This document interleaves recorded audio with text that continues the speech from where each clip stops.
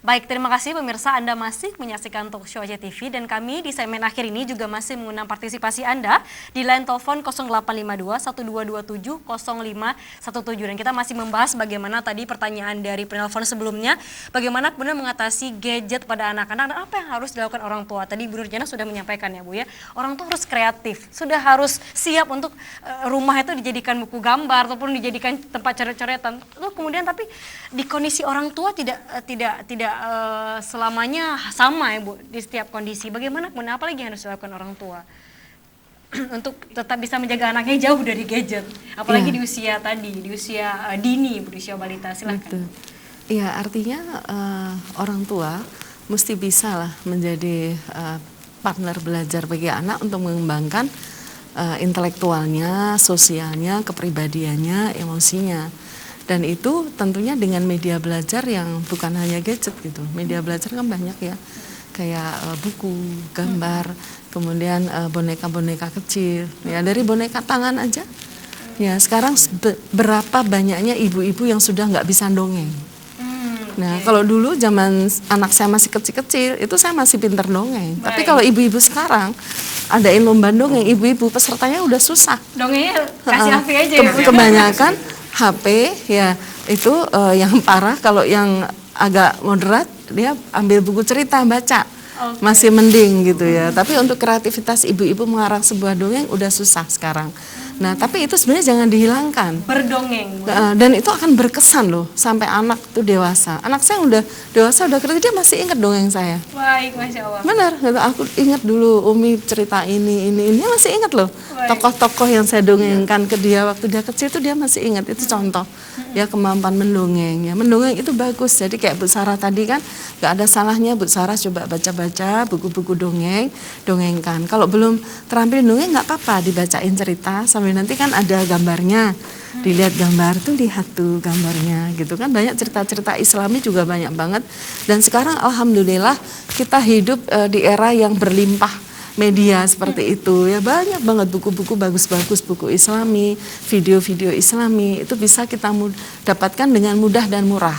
Bahkan kita bisa mendownload gratis juga bisa, tapi jangan pakai gadget. Kalau itu nonton misalnya di layar gitu, tapi itu jangan terus-terusan. Karena itu kan kita pasif. Tapi bagaimana supaya anak aktif? Anak aktif bagaimana? Ada gerakan.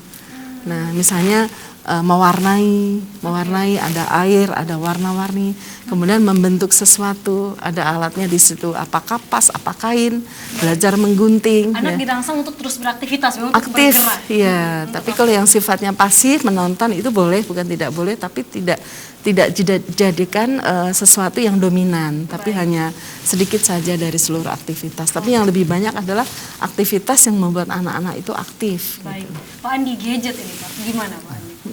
Kalau saya melihat tadi permasalahan Ibu Sarah, kenapa salah satu alasan lagi gadget karena sudah harus bekerja, kemudian susah membagi waktu dengan suami, akhirnya anak ketika sibuk dua-duanya mungkin diberikan gadget. Kalau menurut saya sih ada baiknya juga untuk Ibu Sarah mungkin untuk membuat semacam support system ya. Jadi support system ini bisa bukan di keluarga sendiri saja, tapi bisa adik ataupun orang tua. Nanti pun bisa bergantian daripada mungkin ketika tidak yakin ketika bekerja menitipkan anak penitipan anak kita bisa kok dengan adik. Tapi kita yakin kan adik ini sudah menjalankan protokol kesehatan. Jadi kita yakin bisa gantian nanti ketika suatu saat kita anaknya adik kita bisa main bersama kita yang mengasuh. Terus gantian juga bisa sebaliknya. Jadi sebagai salah satu solusi daripada diberikan gadget, sedangkan kita sibuk nggak bisa menemani, diberikan gadget ditinggal. Jadi itu kan dampaknya akan sangat panjang nanti untuk pertumbuhan atau perkembangan anak. Jadi lebih baik seperti itu. Tadi Ibu Nurjana sudah menjelaskan gimana orang tua harus kreatif. Saya hanya memberikan sedikit solusi, mungkin bisa membuat semacam support system yang bisa membantu orang-orang sekitar yang kita kenal dekat dengan baik. Mereka seperti apa? Biasanya keluarga dekat ya, adik atau abang, kakak ataupun mungkin orang tua. Baik, berarti anak usia dini tetap harus didampingi Ibu Nurjana ya? Tetap harus didampingi oleh orang tua ataupun orang-orang yang dipercaya, tapi mesti yakin betul ya. Orang-orang terdekat tadi mesti yakin betul, karena anak kan harus tetap aman dimanapun dia berada. Baik, Tengku, kita lanjutkan lagi Tengku. Ini tadi cerita kita yang mengenai tentang khalifah tadi seperti apa Tengku? Bagaimana yang harus kita lakukan? Oh iya, saya kira inilah kita perlu ada semacam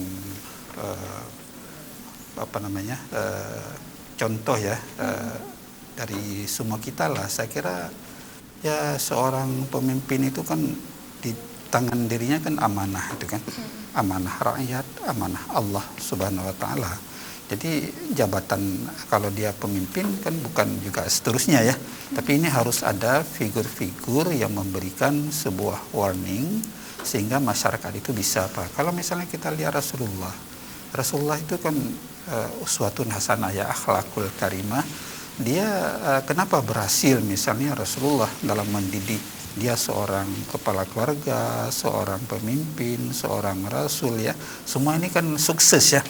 Karena begini, apapun yang diingatkan, diberikan tuntunan kepada masyarakat, pada sahabat atau melarang, dia sudah memperbaiki dirinya sendiri. Perbaiki diri. Dalam keluarga sendiri sudah duluan diperbaiki. Sehingga baru mengatakan tuh orang. Kita sekarang enggak, orang lain dulu kita suruh. Kita sendiri masih kotor. Ini persoalan. Kita masih banyak hal-hal yang keliru kita lakukan. Maka kita suruh masyarakat, maka itu enggak berubah. Enggak terjadi sebuah revolusi perubahan, evolusi kepada yang lebih baik. Tapi Rasulullah enggak memperbaiki keluarga dulu. Oh ini persoalan jangan judi, keluarganya jangan riba, keluarganya dulu. Oh tutup orang keluarganya dulu, baru kepada masyarakat. Maka sekarang ini kita bilang syariat kepada orang lain, kita tidak bersyariat yang menyuruh, maka nggak ada terjadi sebuah perubahan. Maka ini pemimpin harus memberikan contoh. Maka dimulai dari keluarga, ibdak binafsik itu. Gimana kita mau menyuruh orang lain, keluarga sendiri belum beres, kita beresin dan sebagainya. Jadi menurut saya salah satu kriteria seseorang apapun di job sebagai pimpinan, dia lihat keluarganya, bagus dengan keluarga atau tidak. Baik. Jadi saya kira itu sebuah acuan juga ya, indikator ya, indikator. Makanya kalau tadi dikatakan kenapa ini harus ini, kalau MPU kan sudah mengeluarkan game itu haram.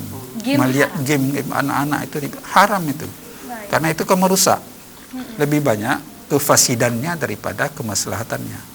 Maka dalam kaidah usul disebutkan darul mafasid muqaddam ala jalbil masalih ya. Menolak sesuatu yang tidak baik, yang merusak, itu lebih harus didahulukan membuat yang baik, yang baik-baik dulu, yang ma'ruf. Kita mulai dari keluarga lah, memberikan contoh. Oh kita memang punya duit lebih, berapa HP satu? 5 anak, 10 ada HP di rumah. Baik. Itu pemborosan. Iya, Pemborosan. Kita angkat lagi ini terakhir penelponnya baik dengan siapa di mana? Halo, assalamualaikum. Halo Pak Muhammad. Halo. Putus sepertinya. Baik, waktu kita halo, ada. Baik, waktu kita sangat terbatas. Terima kasih banyak Bapak Ibu sudah berbagi dengan kami. Tadi menarik sekali yang ketemu katakan bahwasanya perubahan itu dimulai dari kita sendiri. Baik, waktu kita sudah habis. Terima kasih banyak Bapak Ibu. Ini mungkin terakhir closing statement. Silahkan Tengku, dari Tengku dulu. Oke, terima kasih. Saya kira untuk 1-2 menit yang terakhir kan ini closingnya. Yang pertama kita menghimbau ya masyarakat, terutama orang tua ya, memulailah ya memberikan sebuah didikan yang contoh kepada keluarganya dulu ya sebelum kita melebar kepada masyarakat luas ya. Memberikan contoh lah bagaimana mendidik akhlak dan sebagainya, amanah dalam sebuah keluarga, keadilan dalam sebuah keluarga, kan gitu. Saya kira kalau ini tidak kita mulai dari keluarga, sulit kita akan membuat sebuah keseimbangan, tawazun di dalam sebuah masyarakat yang lebih luas. Kita mulailah dari ibdak binafsik itu. Baik, mulai dari keluarga. Dari keluarga. Ya. Dr. Tengku Haji Abdul Ghani Isa SMA, anggota MPOC, terima kasih banyak sudah berbagi. Silakan Pak Andi. Kalau saya ini masih dalam perayaan Hari Rasul ini, sebetulnya salah satu temanya adalah menata masa depan anak yang lebih baik di masa yang akan datang. Jadi jangan sampai pandemi COVID-19 ini menghalangi kita untuk memastikan bahwa anak-anak kita mempunyai masa depan yang baik yang akan datang. Jadi penuhilah hak anak Wah, anak ada banyak sekali, ya, ada kesehatan, pendidikan kesehatan pun, ada 2 tadi, kesehatan mental, kesehatan jasmani. Penuhilah hak-hak mereka walaupun dalam pandemi. Jangan sampai pandemi ini menghalangi atau membatasi anak-anak kita supaya mendapatkan hak-hak. Jangan sampai generasi kita hilang hanya karena pandemi COVID-19. Baik, apapun kondisi tetap penuhi hak anak. hak anak. Baik, Andi Yogatama, Kepala Indonesia Polhutkan Aceh, terima kasih banyak Pak Andi. Sama-sama. Ibu Nurjana, silahkan Ibu, bagaimana kemudian yang bisa orang tua lakukan dari segi psikologinya Ibu? Silahkan Saya hanya ingin mengingatkan saja bahwa kita sebagai orang tua jangan sampai kehilangan momen untuk perkembangan anak ini, apalagi ketika anak itu usia dini. Berikanlah yang terbaik pada anak sehingga dia bisa mendapatkan masa depannya yang lebih cerah. Karena kalau momen ini hilang, kita nggak akan pernah bisa mengulang lagi. Baik. Ya, saya ingat salah satu kata di puisi Khalil Gibran, ya, engkau adalah busur dan anakmu adalah anak panah yang siap meluncur. Baik. Jangan sampai kehilangan momen apalagi di usia dini ya, untuk anak. Terima kasih banyak Ibu Dr. Anda Nurjana Al-Syarafi, Majelis HIMSI dan juga Direktur Psikodista. Terima kasih banyak Bapak Ibu sudah berbagi dengan kami dan terima kasih juga Anda pemirsa yang sudah menyaksikan Talkshow TV dan sudah menelpon tadi, dan kami ucapkan selamat juga buat Anda yang sudah menelpon. Anda akan mendapatkan voucher pulsa dan jangan lupa nanti silakan menghubungi kami kembali untuk mencatatkan nomor HP-nya. Saya mewakili seluruh kerabat kerja yang bertugas hari ini, Indra Sari, pamit undur diri.